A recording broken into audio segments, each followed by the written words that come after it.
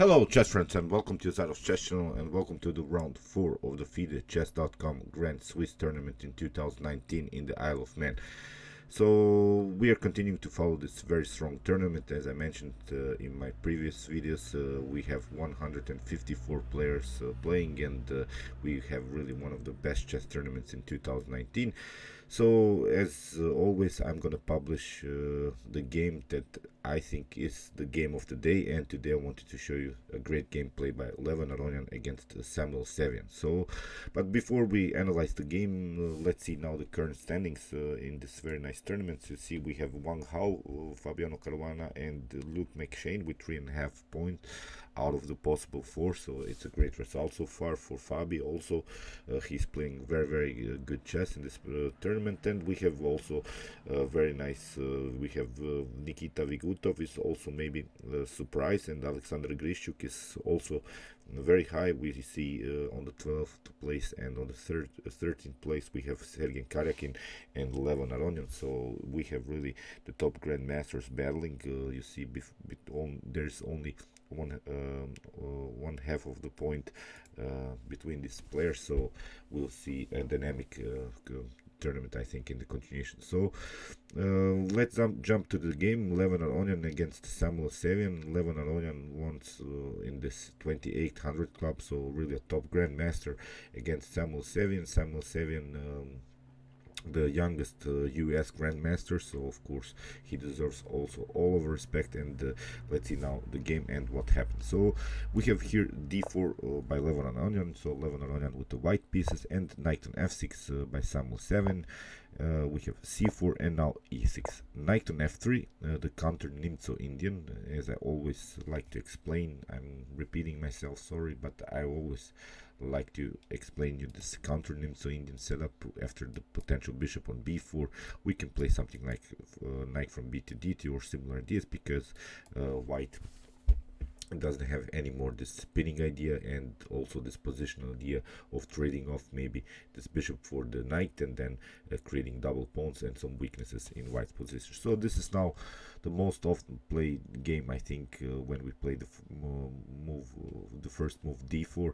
So it's really played also by Magnus Carlsen, by Fabiano Caruana, by really these top grandmasters, and that's why it's also well-known theory here. So d5 played by Samuel Sevian, creating, of course, now this common Queen's Gambit decline setup. And now we have knight on c3 and c6. Here Levon Aronian chooses a more calm line. He plays the move e3. He doesn't go maybe into this bishop on g5 ideas because there is also the threat of blacks to take immediately d takes c4 and then try to hang on to this pawn with the potential b5 move. But here, as said, a calm move e3 by Levon Aronian simply goes for the development. And now we have knight from b2, d7 played by black, and now queen on c2. This queen on c2 is a delaying move by white, simply waiting black to do something, because we don't want to play immediately the bishop, because after d takes c4, then we would have to recapture with the bishop, and then black can get a tempo with the potential b5 move. But it's also still common theory. In the continuation, bishop on d6 was played by Samuel Sevian, and here it's the most aggressive line, I think, with this move. Bishop d6, bishop on e7 is a much more calm line, but it's also a much firm line for black. Here after bishop on d6, we can expect really a dynamic game, because we have a dynamic center here, and still we have possibilities to push some pawns here in the center to trade off some pawns, so the dynamics of the game can really change. In the continuation, Aronian played bishop on d3, castling, and now castling also by Aronian. We have d takes c4. Now comes this idea. It seems that black loses a little bit the pawn central control here, because white has good control of the center with these two central pawns. But you see this idea in this particular opening, it's always after the bishop on c4 move to play the move b5. And now we have several options here. You can choose here bishop on d3 or to play bishop on e2. You can also pause the video and try to maybe play the best continuation here, because it's really tricky. Most of us would probably probably play the move bishop on d3. It seems like a natural move, of course, aiming on this h7 square. I for sure would play here in this position bishop on d3, but it's maybe not the best move. Here Aronian played bishop on e2, and I was thinking about this move very much. Why did he play this move on e2, not on d3? Because it seems that really that this bishop is much more active. There are two things I think about this move. The first idea, of course, is if you have the bishop on d3, then in some occasions when you have the setup queen on c2 and bishop on d3, then this bishop and the queen can be attacked sometimes with the knight on b4. But I think the more important thing is about this bishop on e2 move is after potential bishop on b7 to maybe change here the direction of this bishop, and then if we manage to place this bishop on f3, then black will never play this move c5, because of course first of all his bishop is hanging, and if he wants to prepare the c5 move, he'll still need something like a6, something like rook on b8 in order to protect the bishop, and then finally to crack the position with the move c5. There is also this line in which maybe here immediately black could have played here the move e5 to really open the position immediately. It's also a good idea. I think it's really a simplification here for black. But here, as said, after bishop on c4, b5 was played, and now bishop on e2. Really surprising move by me. It's not that bishop on d3 is also not common theory, but it's really, when I really think about it, it's much better. So here a6. This is now Sevian's idea to play bishop on b7, and now finally to open the position with the move c5. In the continuation, knight on g5 was played by Aronian. It's now really a risky move because it's not the best move that's suggested by maybe top engines, but knight on g5 is really a dynamic game, and now Levon Aronian will play really nice attacking chess. So queen on c7 was played, and you see the idea of blacks is of course to take the pawn on h2. And what does Levon Aronian do here? He plays simply e4, leaving this h2 pawn hanging. Unbelievable stuff. It also looks really risky, and this line was last played against Jan Nepomniachtchi against Anton Korobov in 2015. I have here in this game also in the database. And here after e4, you see there are now many tactical possibilities for both sides. If you try something like b4, let's just see the continuations. If you don't take this pawn on h2 after b4, e5 seems really dangerous, and you see how deep these calculations are. After potential b takes c3, we have first, of course, e takes d6, the bishop. After potential c takes b2, it seems that white has to capture the pawn because the rook is hanging, and the rook, when we take the rook with the pawn, it will be also a promotion of another queen. But if you continue here to take the queen on c7, then we have b takes a1 with the promotion of the queen. But now comes a very tricky move. You can simply play bishop on e3 and the queen is trapped. So you see this b4 idea is really something else, and it's not so easy for both sides maybe to calculate all of that. Here if you try e5 immediately, it's also not so good, I think, for black, because after d takes e5, bishop takes on e5, we have f4, and you can play something like bishop on d4. It's not a problem. But now king on h1, and you see we have now a very powerful central control with these pawns. We can try something like e5. If you try h6, then knight on f3 is perfectly fine. If it, of course, you cannot play knight on g4 because your bishop is hanging, so that's why you would be forced to play something like bishop on b6. But now e5 is very dangerous. You see, you can play, of course, the knight here on d5, but if we want even to simplify the position here, we can takes, and after trades of queens, this would be an isolated pawn, and it would be an object of white's attack, and would be a long-term weakness in black's position. But here you don't have to even take. You can just somehow maybe improve the position here on light squares. You can even try to push the pawn on g4, really play aggressive, because we have here the pawn majority here on the king side. We have a 4-on-3 situation, so it would be also a good continuation. After this move e4, so black didn't play b4 or e5, he played this move bishop on h2, and now the game gets really wild.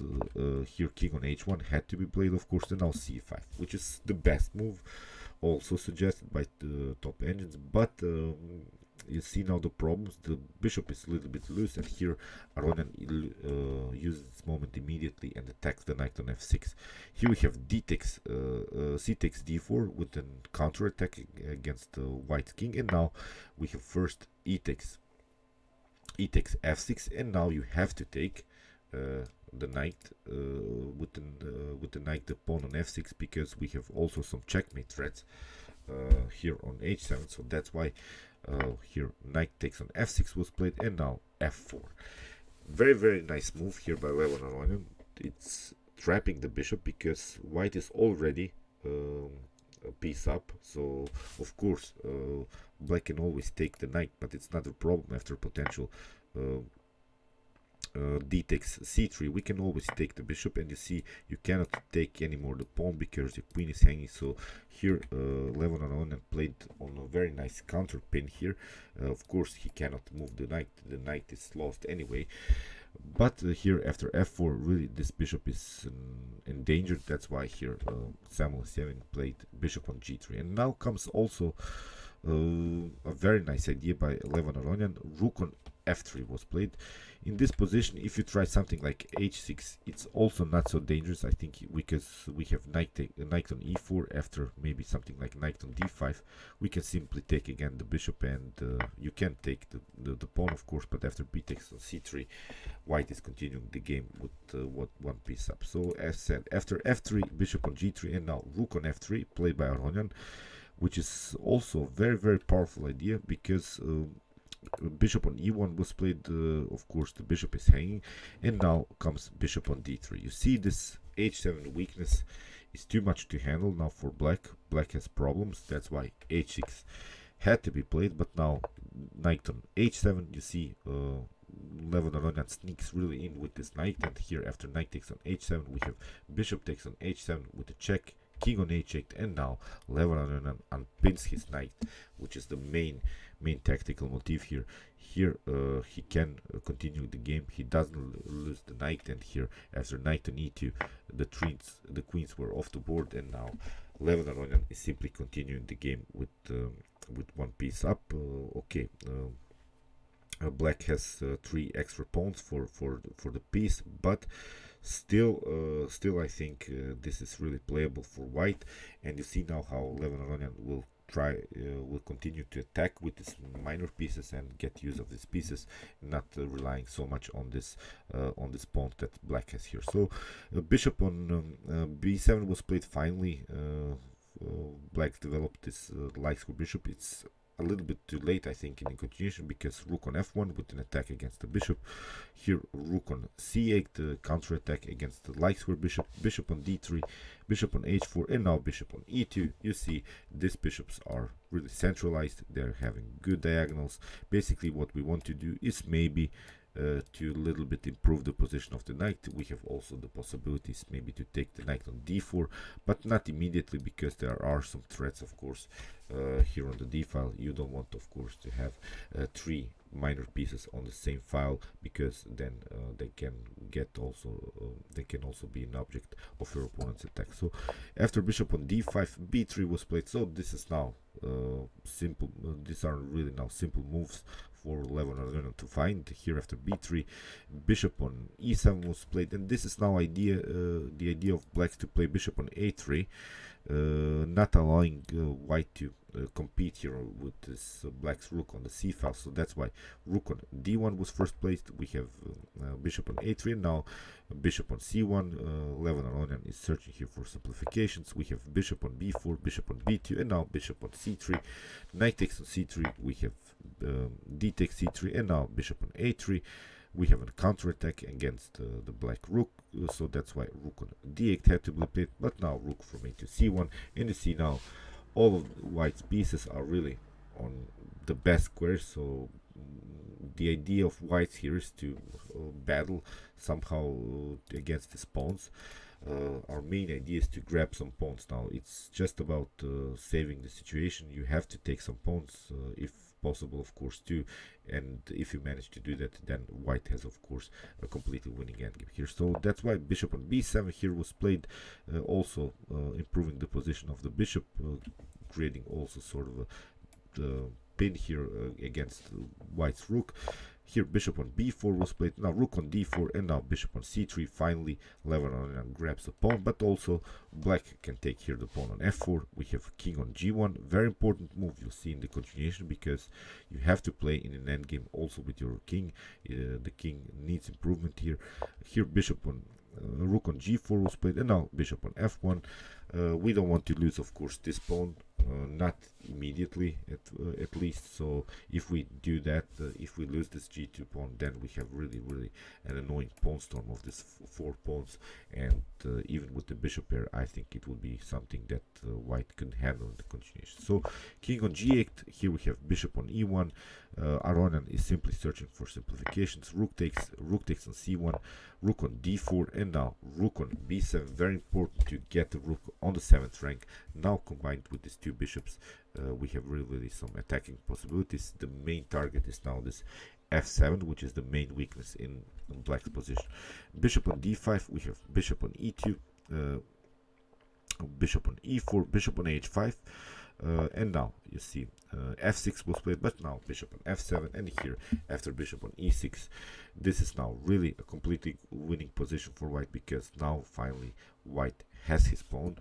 Rook on d1 was played. This is now of course black's idea to somehow save the position here, but of course king on f2, not a problem. Rook on b1, and now bishop on b4.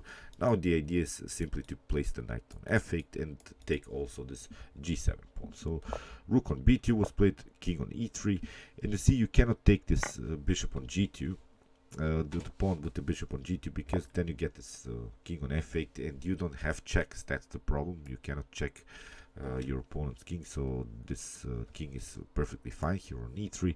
In the continuation you can try maybe to take the pawn, but here after king on bishop on g7, the king is of course checked and you have to retreat. King on h7 would be the continuation, but now bishop on f5, and it's even now a forced checkmate sequence in this position. King on g8, now we have bishop on f6. You can try something like bishop on d5 to get another defender into the game, but now bishop on g6, and the idea is of course to place very nice checkmate here on c8. So that's why bishop on e6 would be idea, but now simply rook on e7, bishop on f7, you have to give up the bishop, and here after king on h7, rook on e8, and you can try maybe this check, but here in the next move you get checkmated here on h8. So after king on e3, that's why bishop on b1 was played. Here